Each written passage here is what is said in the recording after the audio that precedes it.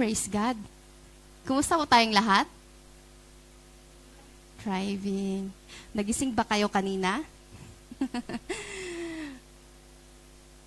Praise God sa mga nakatulog ng mahimbing kahit may mga nangyayari sa labas. Are we excited to hear the word of the Lord today? Ngayon po, ngayong araw na to, we are in today's message of the sermon series anchored on the promises of God. At sino yung nakakaalala pa ng unang message natin last Friday? Amen! Praise God! And today, this morning, our message too is titled Promise of Eternal Life. Ayan po kang mga ready sila. So, assurance of salvation sa mga nag-growing strong na. Ano yung verse na yon? Does not have life. Amen. Praise God. So, ready pala tayo ngayon. So, binasa nyo na ang ating, memorize nyo na ang ating scripture for today. So, let us pray all together. Hallelujah. Panginoon, O God, purihin ka, O Diyos. Tunay nga, O Diyos, Ikaw ang nagtakda ng araw na to, Panginoon, na kami muli ay makaparinig ng inyong mga salita, O God. Lord, I pray, O God, na nandito ka po sa aming kalagitnaan, Panginoon, O God.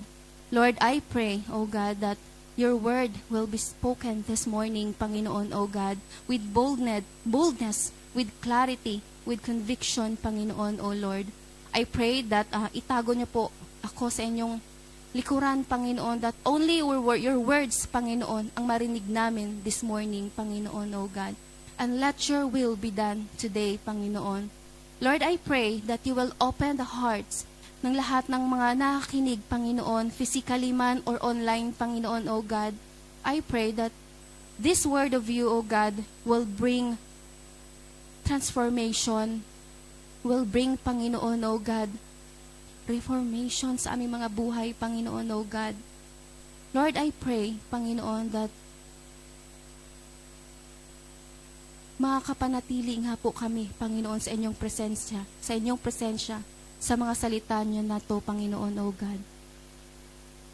Lord, salamat dahil binigyan niyo po kami ng chance uli, Panginoon, O God, na pumarito. I pray that we will enjoy, O God, every moment na makapiling ka namin, Panginoon, O God. Have your way in the mighty name of Jesus. Amen and amen. Next slide, please. So, before we get started, let us take a moment to watch this video that gives a quick overview of what eternal life is all about. So, today, ang topic po natin is Promise of Eternal Life. Let us all watch this video. Jesus turned this question upside down, revealing that true life is found in knowing God and living in a relationship restored by His love. Jesus said, "Now this is eternal life, that they know you, the only true God, and Jesus Christ, whom you have sent." To Him, eternal life begins with knowing God personally. It's not a distant promise, but a present reality for anyone who seeks Him with faith. He spoke of eternal life as God's gift, not something we earn. For God so loved the world that He gave His one and only Son, that whoever believes in Him shall not perish, but have eternal life. This divine invitation is open, grounded in love and grace, not in perfection or performance. And it starts now. Jesus taught, "Whoever hears my word and believes Him who sent me has eternal life." Through faith, your spirit awakens to a new way of living, a life marked by transformation, purpose, and belonging. Eternal life changes everything. It calls you to follow Him, love others deeply, and bear spiritual fruit. Jesus promised, "I have come that they may have life, and have it abundantly." The journey is filled with meaning, shaped by hope and empowered by His Spirit. But the promise doesn't end here. Jesus proclaimed, "I am the resurrection and the life. Whoever believes in me will live, even though they die." Eternal life continues beyond death, in an unbroken relationship with God, filled with peace and joy. To embrace Jesus' teaching on eternal life is to step into a story of faith, transformation, and everlasting hope. It is a present and future reality waiting for you. Will you answer this invitation to truly know God and live forever in His love? Jesus thought that eternal life is more than living forever. It means knowing God personally and having a close relationship with Him through faith, not by earning it. Eternal life po, mga kapatid, hindi po natin to pinagsisikapan. Hindi rin po natin ito pinagtatrabahuan. This is a free gift. Ibinigay po ito ng ating Panginoon when we accept Jesus Christ. And it changed us how we live by following Jesus and loving others. When we receive Jesus Christ, it changed us. And it continues after death, leading to life forever with God. Amen? So now I have a story. May natawa na naman na story. There's a television award ceremony, celebrity. Ano yung pinakasikat na naiisip nyo? Oscar Award, yes. Famous Awards, ayan. So, merong isang individual na kung saan i-announce na niya kung sino yung nanalo. But, ang nangyari, yung tablet niya na hawak niya, iba yung nakasulat doon at iba rin yung nakasulat doon sa teleprompter. Yung teleprompter, alam niyo yung pag nag-host, 'di ba merong malaking screen, maliit na screen diyan sa baba. So binabasa nila 'yon pag hindi nila alam yung ano yung sasabihin nila. So yung host na mag-a-announce kung sino yung nanalo, iba yung nasa tablet niya at iba rin yung nasa teleprompter niya. So ngayon nagkaroon ng chaos kung sino nga ba talaga yung nanalo. But after a commercial break, things were strengthened out and the award was given to the right person. Yun naman, naibigay naman sa right person. But here's mga kapatid, my brothers and sisters, when it comes time for Book of Life to be opened, there will be no confusion or uncertainty. Hindi po at wala pong pagkakamali yung nandoon sa Book of Life. Hindi po nagkamali ang Diyos na nandoon lang yung pangalan natin o ng pangalan ng kaaway mo sa Book of Life. No wrong names will be called. Those who know Jesus Christ can be certain that they are saved. Amen? Amen. So if you are saved by the Savior, you'll be saved with the Savior forever. Sabi niyo sa kapatid niyo, if you're saved by the Savior, you'll be saved with the Savior forever. So, ang iniligtas ng tagapagligtas ay ligtas sa Kanya magpakailanman. Amen. Praise the Lord. And the promise of eternal life means that those who are born again can never lose their salvation and are assured that they will go to heaven. Amen. Praise the Lord. So now, my question is, are we ready to die? Are we ready to die today?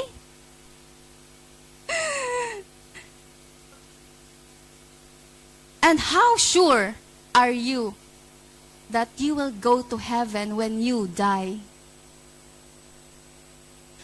Yung iba po nagsasabi na sana mapunta ako sa heaven. Hindi sila sure, di ba?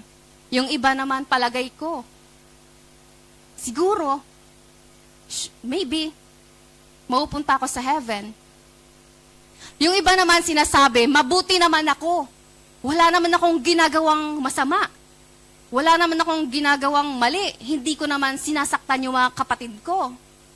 Nagpapadala naman ako. I am a responsible person. Maybe I will go to heaven. Ikaw, kapatid, how sure are you that you will go to heaven when you die today? So may matibang kalagayan pong espiritual ang mga tao. May mga taong naliligaw at alam nilang sila ay naliligaw. May mga tao ding naliligaw, ngunit hindi nila alam na sila ay naliligaw. May mga tao namang ligtas, ngunit hindi nila alam na sila ay ligtas.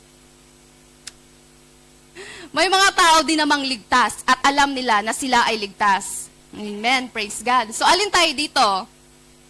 Praise the Lord. Praise the Lord. So, in the Gospel of John, John tells us why he wrote his Gospel. Let us all read these verses. So marami-rami po sila. Next slide, please. John chapter 20, sabayan niyo po ako, verse 31. But these are written that you may believe that Jesus is the Christ, the Son of God, and that by believing you may have life in His name. John chapter 3, verses 16 to 18. For God so loved the world that He gave His one and only Son, that whoever believes in Him shall not perish but have eternal life.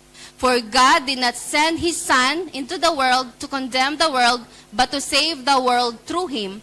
Whoever believes in Him is not condemned, but whoever does not believe stands condemned already, because he has not believed in the name of God's one and only Son. Amen. Next, John chapter 5, verse 24. Very truly, I tell you, whoever hears my word and believes in Him who sent me has eternal life, and will not be judged, but has crossed over from death to life. And John chapter 3, verse 36, whoever believes in the Son has eternal life, but whoever rejects the Son will not see life, for God's wrath remains on him. Amen. John chapter 6, verse 40, for my Father's will is that everyone who looks to the Son and believes in Him shall have eternal life, and I will raise him up at the last day. Amen. So binasa po natin, ano po yung napansin natin na promise na pinagdidiinan ni John? Eternal life. Amen. He strongly emphasizes the word eternal life. And this is often connected with believing in Jesus, meaning you will have an eternal life once we have faith and we believe in Jesus Christ. Amen. And mga kapatid, it begins now. Not only when kung namatay na tayo, it begins now. Tell to your neighbors, eternal life begins now, not just after death. Amen. Amen. So ngayon po, meron tayong 7 observation on these promises, promise ng ating Panginoon. First is, true sheep listen to and follow the lead of the shepherd. In John chapter 10, verse 27 to 30 says, my sheep listen to my voice. I know them, and they follow me. I give them eternal life, and they shall never perish. No one can snatch them out of my hand. My Father who has given them to me is greater than all. No one can snatch them out of my Father's hand. I and the Father are one. Amen. So sa tingin nyo, why did Jesus compare us to a sheep? What is special about a sheep? So na mga kapanahunan ni Kupong-Kupong in the old days, yung mga sheep po, nag-gather sila, kumbaga nagsasama-sama sila, and they mixed together. Ang shepherd po, they did not separate it with force, by force, yung mga sheep. Hindi po nila ito pinapalo para sumunod sa kanila. Hindi nila ito sinisigawan para sumunod sa kanila. But the shepherd, he simply called, and his sheep follow because they recognize his voice. Ganon, praise God. A sheep only obey their master's voice. So wala po silang ino-obey na ibang tao. Hindi po sila sumusunod, kundi yung sa master's voice lang nila. So meron po akong video. Can you please share in the screen?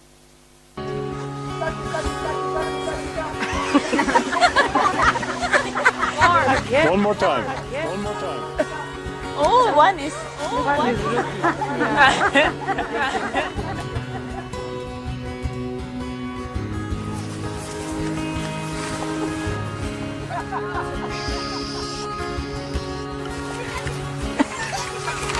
Louder!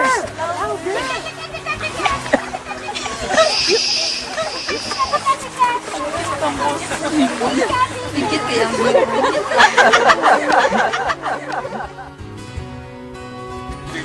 Jagjit.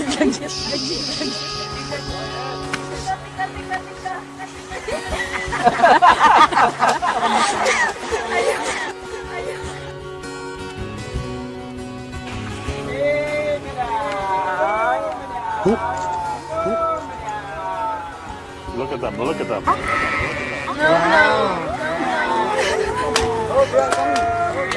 That's amazing. That's amazing. Isn't that amazing? They are coming. Oh my God.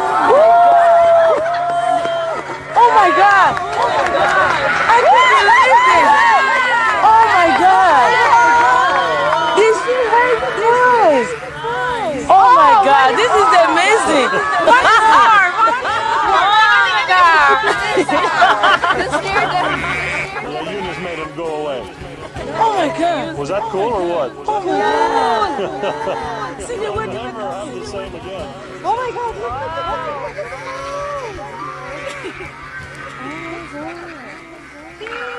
I can't believe the way they came. Nakita niyo po? Praise God. 'Di ba? Sa farmer lang, sa shepherd lang sila sumunod. So, what does this teach us, mga kapatid? When we have personal relationship with the Lord, we can recognize His voice. Pag may personal po tayong relationship sa ating Panginoon, we will have or we can recognize His voice. We can recognize His teaching, His character, and the truth. And we will respond willingly and not compulsion, katulad na lang po ng mga sheep. Jesus knows those who are His, and He will successfully keep secure those given to Him. My brothers and sisters, alam ng Diyos na pag-aari Kanya. Praise God. Alam ng Diyos na He saves you. At alam ng Diyos na tinanggap mo na siya. And He knows you and He will keep secure you.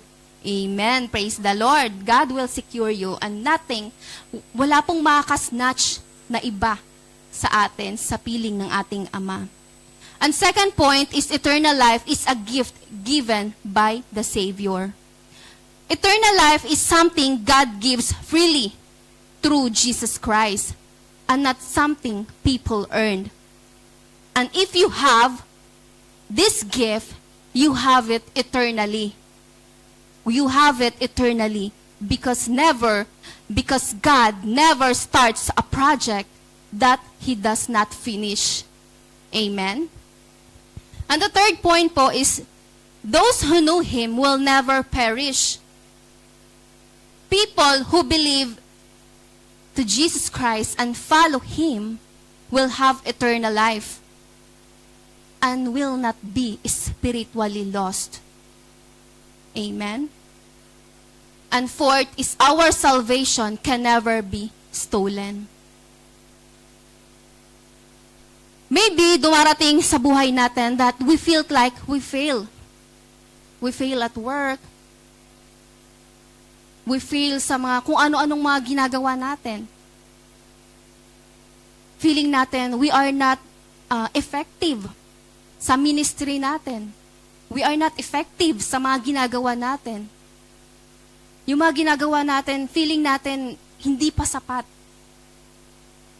And even you have repeated sins then that made you unworthy to the Lord. You worried that your mistakes, your discouragement, or your spiritual dryness might somehow separate you from Him. But, mga kapatid, God reminded that our salvation is not something we hold. It is something He holds. Amen? And no problem that we are facing, no criticism, and no difficult season in our life, and there is no sin that we have not repented can pull us out to the grip of our Lord. Amen? And no person or problem or circumstances or situation or sin can grab you out of the grip of God. Amen? Praise God. And number 5 po is the greatness of the Father is ground of safety for the sheep. Meaning po, God is powerful enough to protect us and keep us safe forever to those who belong to Him. Amen? Yung mga tao po, they fail to protect us. But si Lord po, we are forever secured in His presence. Amen? And 6 naman po is we are doubtless secure because we are gripped by the Father and the Son. We are completely safe because both God and the Father and Jesus, God the Father and Jesus are holding on to us. And nothing, not even ourselves, can take us away from them. Amen? So si Charles Spurgeon, sabi niya, Satan always try to make us focus on ourselves instead of Jesus. He whispers lies. Nairinig niyo ba to? Your sins are too big to be forgiven. You don't have enough faith. You're not holding on to Jesus well. But sisters and brothers, the truth is that you're not saved because of how strong you hold on to Jesus. You are saved because Jesus holds Himself on you. Amen? So mga kapatid, don't focus on your weak grip, but focus on Christ who saves you. Amen. So 7th is if you're saved by the Savior, you'll be safe with the Savior forever. Amen. So now, let us turn into 1 John chapter 5, verses 11 to 13. And this is a testimony that God has given us eternal life. And this life is in His Son. He who has life he who has life. He who does not have life, have life. Ulitin natin. And this is a testimony that God has given us eternal life. And this life is in His Son. He who has the Son has life. He who does not have the Son of God does not have life. These things I have written to you who believe in the name of the Son of God, that you may know that you have eternal life, and that you may continue to believe in the name of the Son of God. Amen. Praise the Lord. Nakuha. Next, there are 6 truths in this passage. First is the word testimony. So, and this is the testimony. So, in the word witness and was used in courtroom settings, na-experience nyo na ba na nakapasok sa hukuman? Courtroom? Hindi pa? So, imagine nyo na lang, nandun kayo sa loob ng courtroom. Ngayon. Bakit kayo nakapasok? Imagine nyo na lang, nandun kayo sa loob. Diba? Everyone is quiet. Matindi yung atmosphere doon. The judge is seated. And the case is about life and death. A man is standing unsure of his future. The question is simple but serious. How can this man have eternal life? That's the question. Then a witness is called to the stand. In a courtroom, the witness is the one who tells the truth. Yung witness po, siya po yung nagbibigay ng testimony. The witness today is not just any person. It is God the Father Himself. God stands on the witness stand and speaks clearly. I tell you the truth. I tell you the truth. Eternal life is found in my Son. There is no confusion, no guessing, no emotion, just truth. Ang ating Panginoon, He did not say, maybe. Hindi sinabi ng ating Panginoon, ng ating Ama, na maybe si Jesus Christ, yung only way. Hindi niya sinabi yon.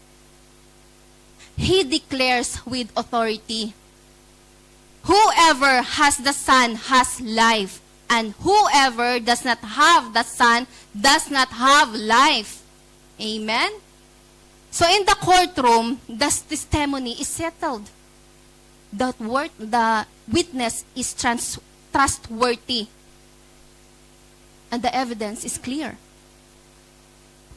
And just like that courtroom, mga kapatid, God gives His testimony to us today. He is our witness, and He declares that eternal life is found only in Jesus Christ. Amen? Next naman is eternal life is the present position of believers. In 1 John chapter 5 verses 11 to 13 teaches that eternal life is something believers already have, not just something they will receive later. If you have the Son, you have eternal life. Eternal life right now.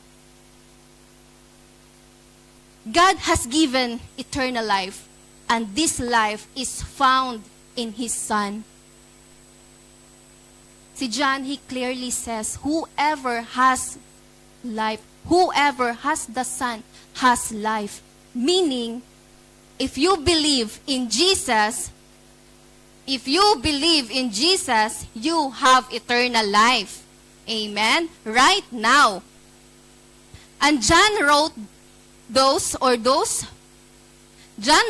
so believers would know and be sure that they already possess eternal life. And this shows that eternal life begins the moment a person believes in Christ, and it will continue forever. Amen? So next naman is eternal life is also a future fact.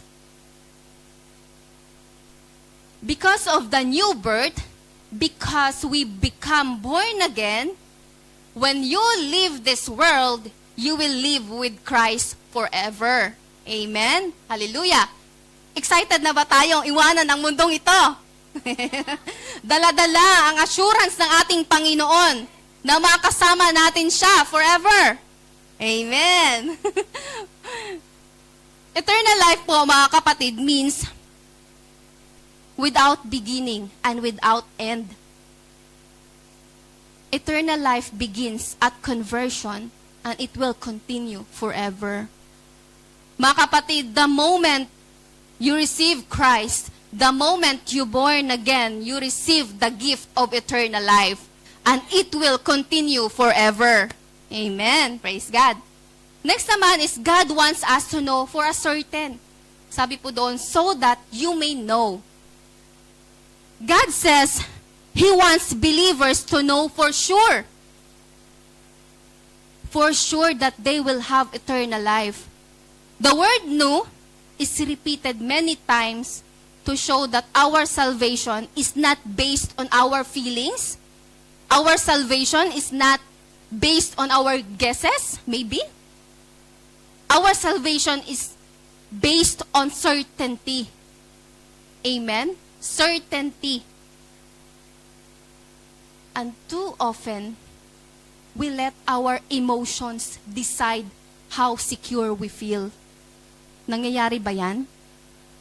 But God calls us to trust His promises and faithfulness. Not our changing feelings, mga kapatid. Fifth naman po is believing in Jesus is the only way to have eternal life. Only believing Jesus is the only way to have eternal life. Sabihin mo sa kapatid mo, believing Jesus is the only way to have eternal life.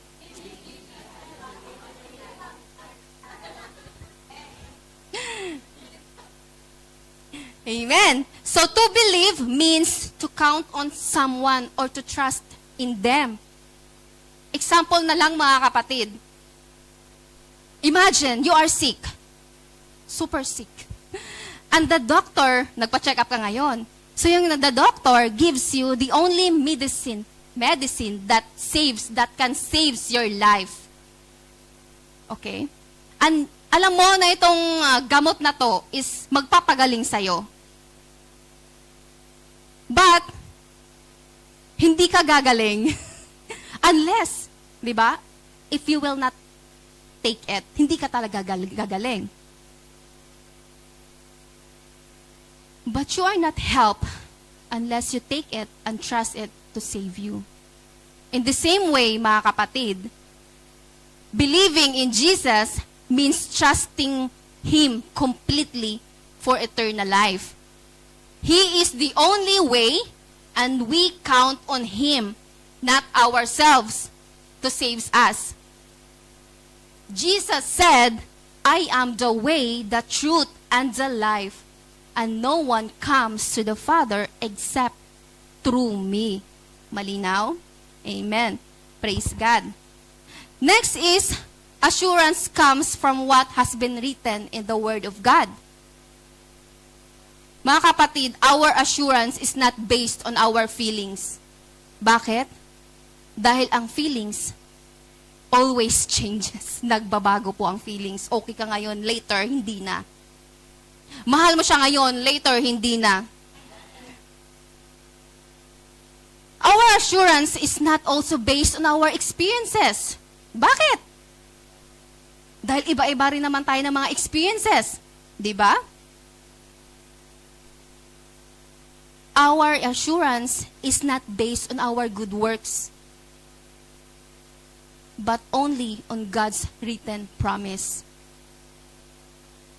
Since God is truthful and faithful, we can fully trust that He has declared in His word, "These things I have written to you who believe in the name of the Son of God, that you may know that you have eternal life." Amen. 1 John chapter 5 verse 13. Mga kapatid, if a true believer could be lost his salvation, it would mean the Father failed in His plan to bring salvation. The Son failed His work in the cross, and the Spirit failed in His care. But Scripture shows this can never happen. Amen. Therefore, based on God's word, we can be fully confident that we are truly saved and will be with the Savior forever. Amen. Not because of ourselves, but because God faithfully finishes what He started. Amen. Praise God. So believing in Jesus is not just knowing facts about Him. It is trusting Him fully as the only one who gives eternal life. Amen. So now, my question is, can I lose my salvation?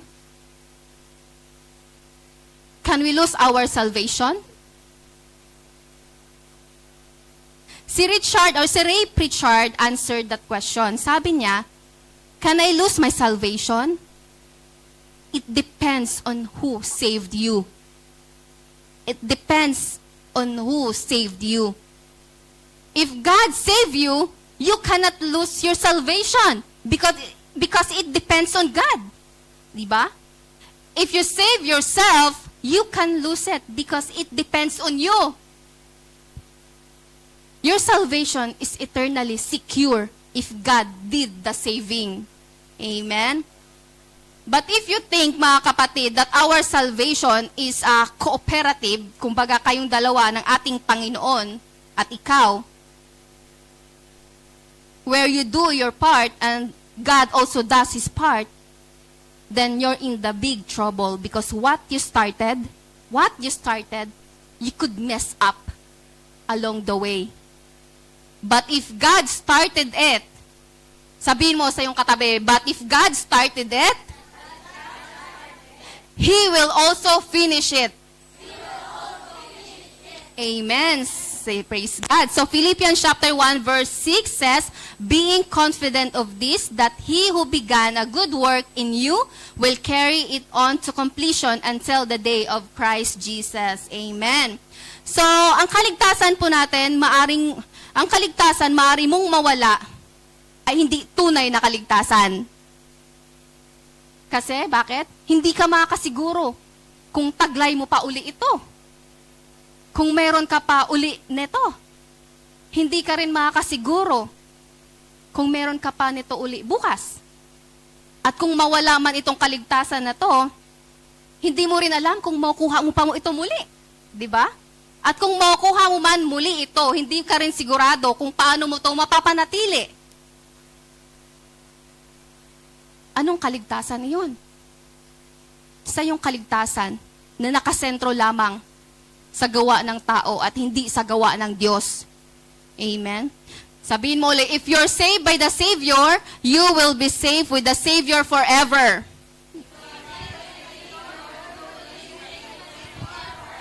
Amen. Hallelujah. So now, we will declare, meron po tayong declaration of faith. Can we all stand up and declare this? With power. Amen. With conviction. Okay. Let us start. I declare that my salvation is God's work, not something I have to earn or prove. Amen. I choose to live with confidence, not fear, because my future is secure in Him. Amen. I declare that eternal life is already mine in Christ, so I face death with hope, not uncertainty. Amen.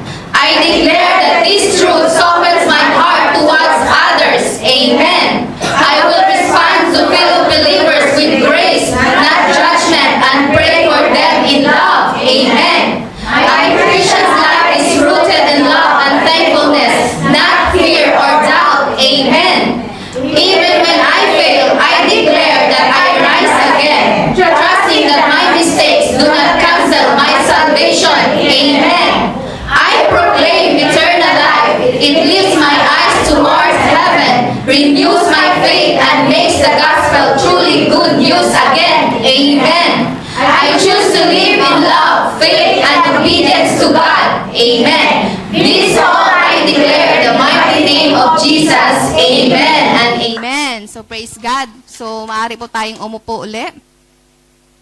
So meron pong 3 surprises in heaven. Gusto niyong malaman? Someone once said that there will be 3 surprises when we get to heaven. Nandun na pala. First, we're going to be surprised that there are some people that we did not expect to see there. Di ba? Second, we're going to be surprised that there are some people aren't there that we were sure were going to be there. Oh, nakuha nyo? Nakala nyo? Kasama mo siya doon, pero wala pala siya doon. Nasaan siya? Oh. And finally, the third one naman is the greatest surprise. Ayan. All of us will be there. Ourselves will be there. Amen? Gusto nyo ba yon? Amen. Praise God. So now, are you going to be there? Are we going to be there? Amen. Today? If you died today, would you go to heaven? Are you sure? Amen. Praise God. Meron pa. Mga kapatid, wala pong mas masakit isipin na ligtas ka. Tapos malalaman mong hindi pala. Basahin natin Matthew chapter 7 verse 21 to 23. Not everyone who says to me, Lord, Lord, will enter the kingdom of heaven, but only he who does the will of my Father who is in the heaven. Ano yung will na yon? Will of the Father, to believe in His Son. Many will say to me on that day, Lord, Lord, did we not prophesy in your name? And in your name drive out demons and perform many miracles? Then I will tell them plainly, I never knew you. Away from me, you evildoers. Jesus states He will reject those who will call Him Lord, Lord, but live in lawlessness. Live in disobedience sa ating Panginoon. Our relationship to Him requires genuine, fruitful, and obedient faith rather than superficial, self-seeking religious activity. Jesus clarifies that calling Him Lord is insufficient The focus is on doing the will of the Father.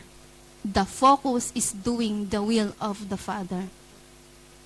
Even miracles, prophecy, and driving out demons in Jesus' name do not guarantee our salvation if not accompanied by surrendering life.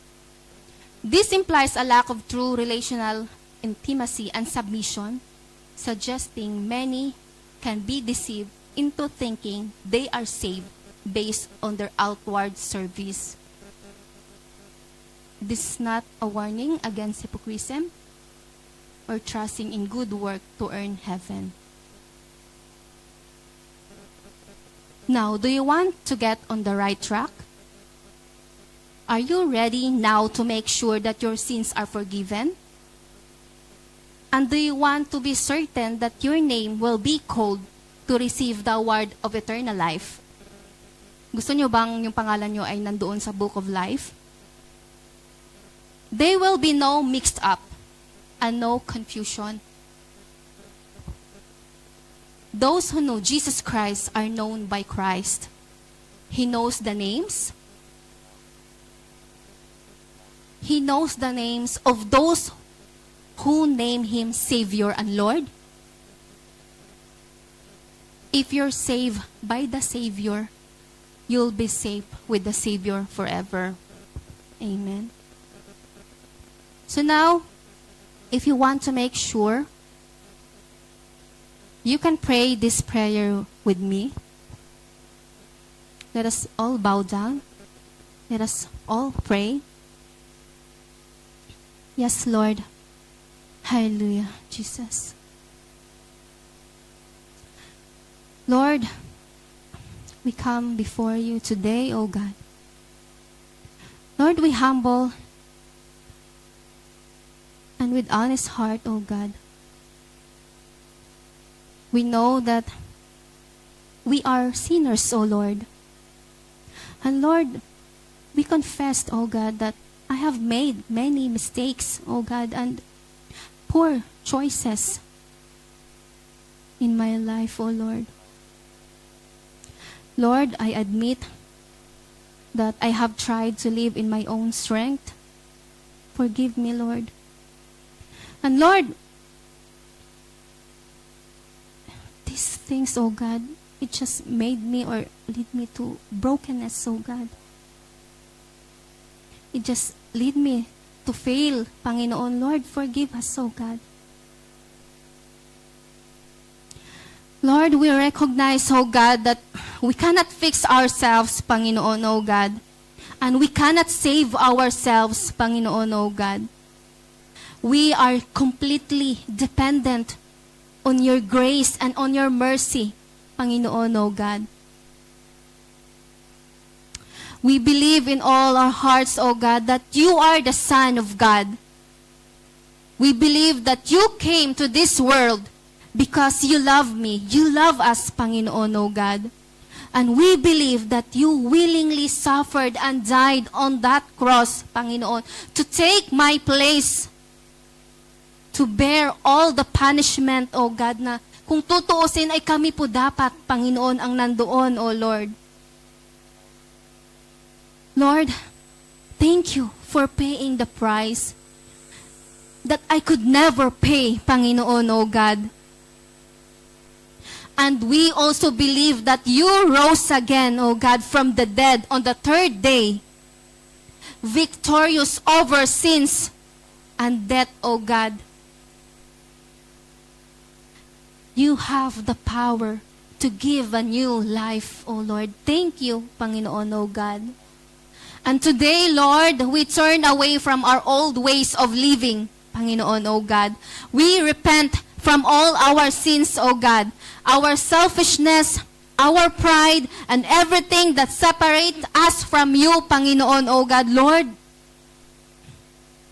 pinatanggal namin ito, Panginoon, O God. Lord, forgive us.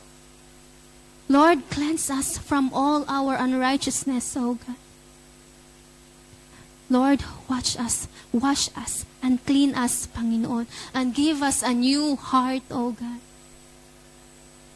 We choose to believe your promise, Panginoon, O God. And right now, O God, Lord, we receive this free gift, O Lord, the eternal life that you have promised to us, O God. Lord, we receive this, O God, not because of anything, but because, Lord, of what you have done to us, Panginoon, O God.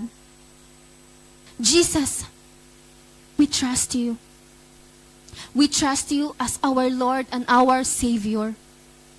And we place our life to you alone, Panginoon, O God. To your hands alone, O God. And with all that I am, Panginoon, lahat-lahat ng sa amin, O Lord, Lord, we surrender it to you, Panginoon, O God. Lord, take control.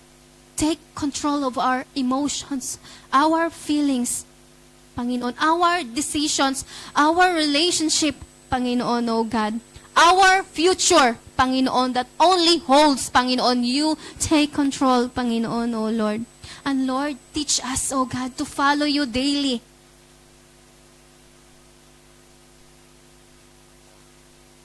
Lord, thank you for your assurance, O God.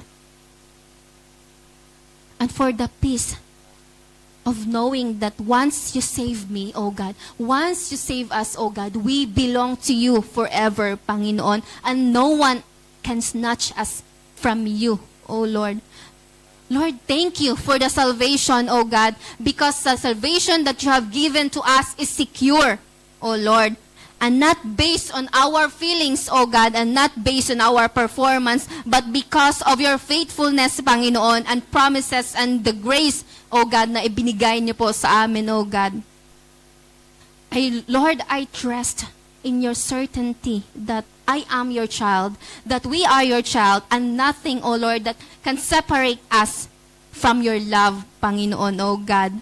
Lord, thank you because you promised us of eternal life, O God, because in a time of grief, O God, na kami po ay nawalan, Panginoon, O God, Lord, it comforts us, O God, because you reminds us that death is not the end, Panginoon, O God. Lord, thank you, O God.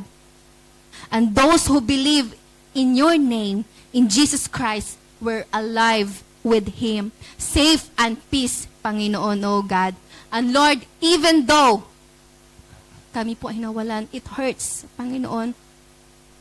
But we hope that this separation, Panginoon, is only temporary, Panginoon, O God. Knowing that you has already given eternal life helps my heart rest and gives me strength to keep on going, Panginoon, O God. Lord, salamat for this assurance, Panginoon, O God.